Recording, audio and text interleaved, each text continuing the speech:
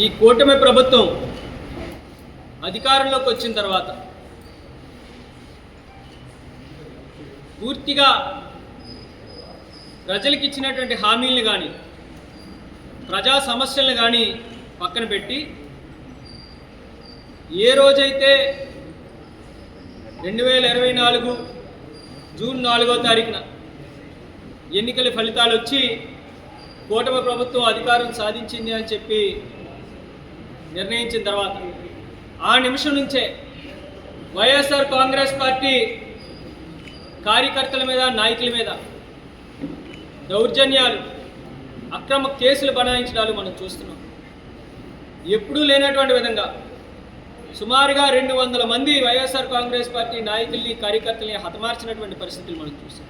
నడి రోడ్డు మీద కత్తులతో నరికేటువంటి సందర్భాలు కూడా మనం చూసాం. 650 నుంచి 700 మంది వైఎస్ఆర్ కాంగ్రెస్ పార్టీ నాయకులు కార్యకర్తల మీద భౌతికంగా దాడులు చేసి వాళ్ళని గాయాల పాలు చేసినటువంటి సందర్భాలు చూసాం. సుమారుగా 2500 పైచిలకు వైఎస్ఆర్ కాంగ్రెస్ పార్టీ నాయకుల కార్యకర్తల మీద అక్రమ కేసులు బనాయిస్తూ అన్యాయంగా వాళ్ళని అక్రమర్శలు చేస్తూ స్టేషన్లో హింసించి 6-5 జిల్లాలు తిప్పేటువంటి సందర్భాలు కూడా చూసాం. కేవలం సోషల్ మీడియాలో ఒక పోస్ట్ పెట్టిన దాని మీద 6 జిల్లాల్లో 7 జిల్లాల్లో కంప్లైంట్లు ఇప్పించి వాళ్ళు నెలల తరబడి బెయిల్ రాకుండా వాళ్ళని హింసించి వాళ్ళని స్టేషన్లో కొట్టేటువంటి పరిస్థితులు చూసాం. ఏ రోజు ఇటువంటి సందర్భాలు లేవు. ఈ ప్రభుత్వం వచ్చిన తర్వాత ఈ దౌర్జన్యాల్ని ఇవాళ ప్రజలు మర్చిపోయినా, అనుభవించినటువంటి కార్యకర్త మర్చిపోయినా వైఎస్ఆర్ కాంగ్రెస్ పార్టీ మాత్రం మర్చిపోయేటువంటి పరిస్థితి ఉంది. దానికోసమే ఒక డిజిటల్ బుక్ని ఇవాళ జగన్మోహన్ రెడ్డి గారు మొన్న 24వ తారీఖున లాంచ్ చేయడం జరిగింది.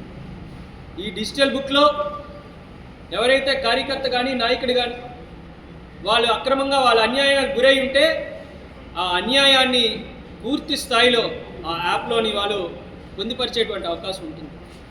ఇది ఒకవేళ నష్టపోయినటువంటి విక్టిమ్ మర్చిపోయినప్పటికీ కూడా వైఎస్ఆర్ కాంగ్రెస్ పార్టీ మర్చిపోదు.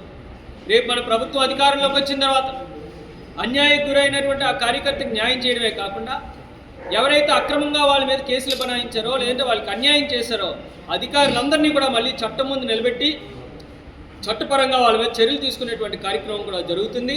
దీనివల్ల ప్రతి ఒక్క వైఎస్ఆర్ కాంగ్రెస్ పార్టీ కార్యకర్తకి కూడా భరోసా కలిగించేటువంటి విధంగా మరి కార్యక్రమం సాగుతుందన్నటువంటి కూడా తెలియజేసుకుంటాం.